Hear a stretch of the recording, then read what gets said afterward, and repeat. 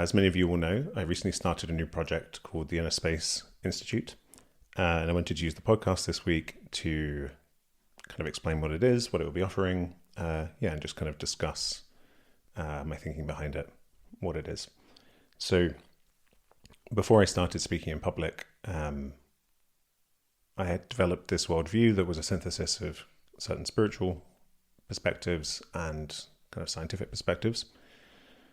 And I felt it was very useful. And my hope was that if I shared it in public, other people might be able to benefit too. And thanks to the feedback I've had from many of you, it seems to have helped, which I'm really pleased about. And the podcast was my way of, and it still is my way of doing this. I'm not going to end the podcast, but it has been my way of kind of bringing together thinkers who I admire, who offer different kind of perspectives on this thing that I felt I kind of intuited was there, this kind of coherent worldview. People from lots of different perspectives to offer their kind of expertise, and I feel like I've drawn out the kind of the broad brushstrokes now of that worldview. So if people don't know what I'm talking about, if you kind of dig into the podcast, you'll be able to see this worldview I'm talking about. But that's a lot of hours of content to listen to. So I feel like I'm now in a good place. I've seen there's an appetite for this kind of perspective. I feel like the Institute can be an offering where that's more kind of practical. The podcast is there kind of at a meaning-making intellectual level for people who are interested in these topics, but at a more kind of practical level where the rubber hits the road. The aim of the Institute is generally to kind of promote this worldview, which I'm kind of increasingly calling non-dual naturalism. And, the core idea, you could say, is that the non-duality being that nothing is truly separate from anything else, everything hangs together as a kind of interdependent process. And to me, naturalism, if you look up definitions, you'll find kind of quite clumsy definitions of like it's to do with things following scientific laws or only what scientifically observable is true. But I think the true spirit of naturalism is that same, is kind of intellectually to want to see your understanding hang together. So there's no kind of fundamental disconnect or contradictions. So supernatural thinking would be, you've got all this natural world and our scientific observations of it tell us one thing, and then there's this categorically different thing that somehow intervenes. It's very much like dualism, where it's like God is somehow separate from the natural world, but can somehow still interact with it. So then how is it separate? It's kind of self-contradictory. So to me, naturalism and non-duality are really kind of two perspectives on the same thing. A kind of felt intuitive knowing of interdependence on the one hand with non-duality, and then a kind of observational meaning-making checking out of this an understanding of this interdependence. So that's the general kind of synthesis that I'm hoping to continue to offer and explore. But the idea will also be to make this more digestible, to use kind of blog posts and social media channels like Instagram to kind of put out simple concepts. Well, they're not simple concepts, but there's a lot of jargon that's kind of becomes necessary in talking about this stuff. So naturalism, non-duality, all this kind of stuff, that there can be simple definitions that people can go and get a handle on these concepts, because we're ultimately talking about, on the spiritual side of things, coming into a recognition of the non-conceptual nature of reality and the limits of concepts. But then from there, we are conceptual meaning-making animals. We can't just like dwell in that indefinitely. So wisely using concepts to point towards these truths, I think, is a good use of one's time. So that's the idea of kind of laying out these concepts.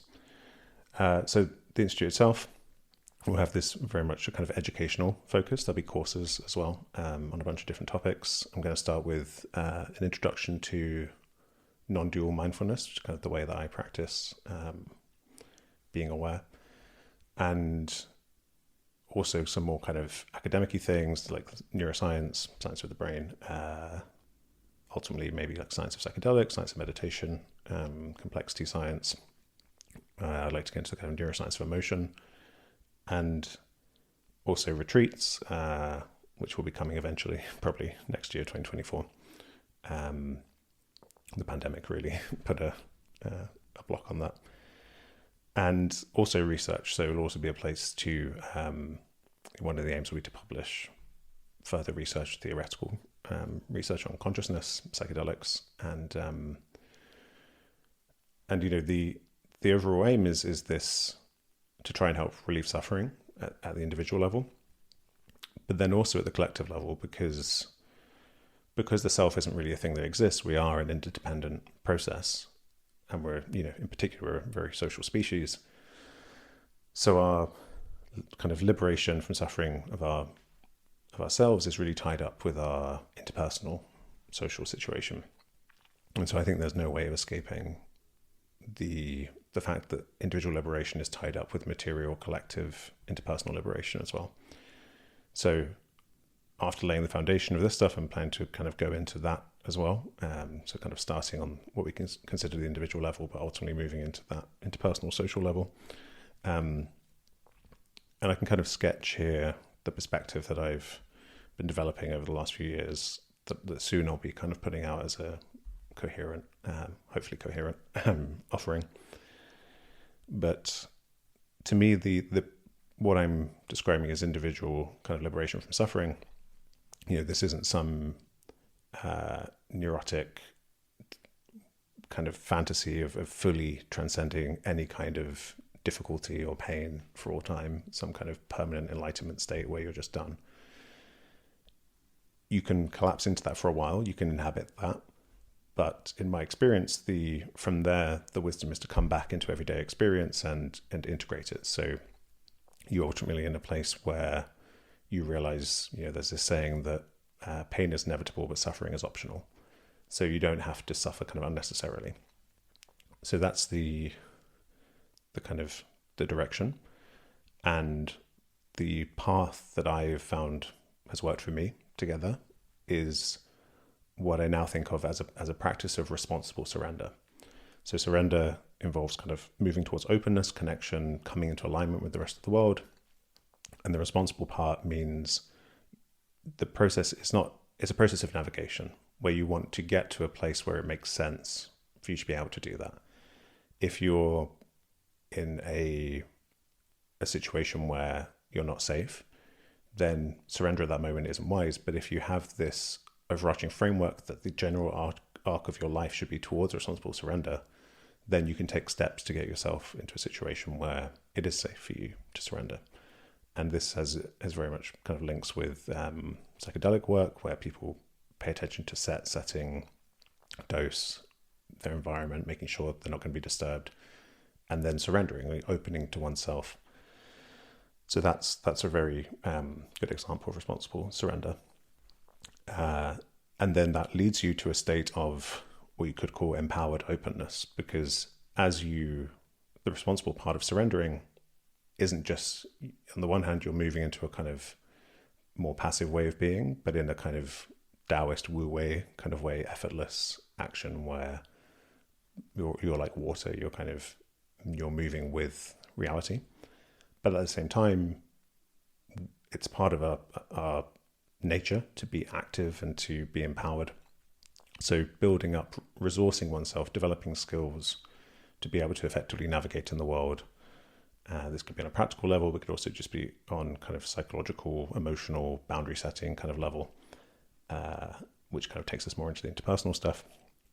So you have this practice of responsible surrender leading to a state of empowered openness. And then ultimately, when you're dealing with other people and you're kind of navigating interpersonal dynamics, the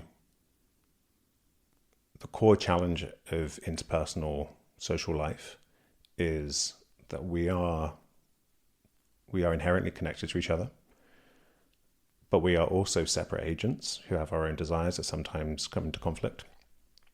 And the agency of others is just a fact that it can cause us harm. And so opening, connecting, comes with it vulnerability. It's inevitable that you're making yourself vulnerable to harm when that happens.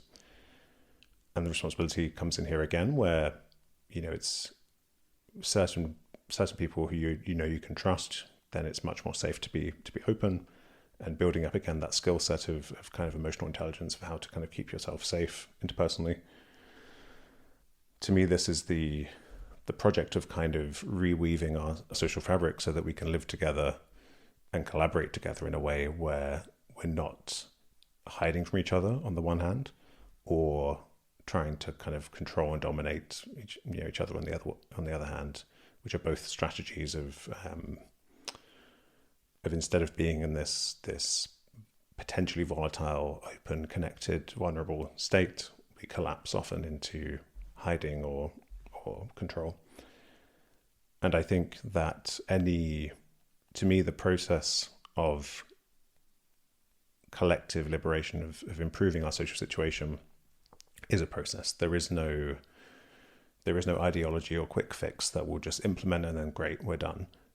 There's always this process of can we interpersonally come to practice love effectively, moving towards that state of openness and connection with each other. And I don't think it's trivial. I think it's there is no ultimate solution. It will just be it's an ongoing process. So that's the kind of ultimate aim, to try to integrate these two, what we consider as two separate perspectives or levels of understanding usually, but to bring it together into a whole. Yeah, so you can follow on Instagram at Innerspace Institute. On Twitter is Innerspace Inst, without the jute part at the end. It's innerspaceinstitute.org is the website. You can sign up to the mailing list on the contact page, and there you'll get updates.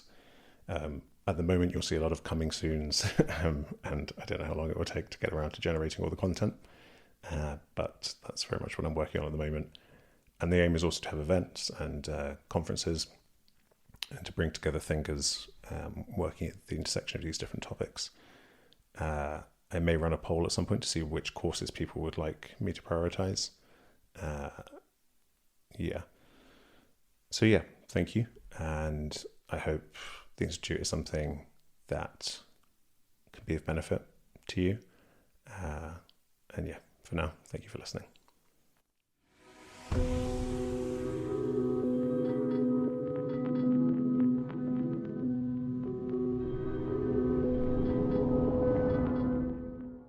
Thanks for listening. If you're watching on YouTube, please like and subscribe. And if you want to help the podcast reach a wider audience, you can leave a review on Apple Podcasts. Finally, if you want to offer financial support, you can go to patreon.com/Dr. James Cook.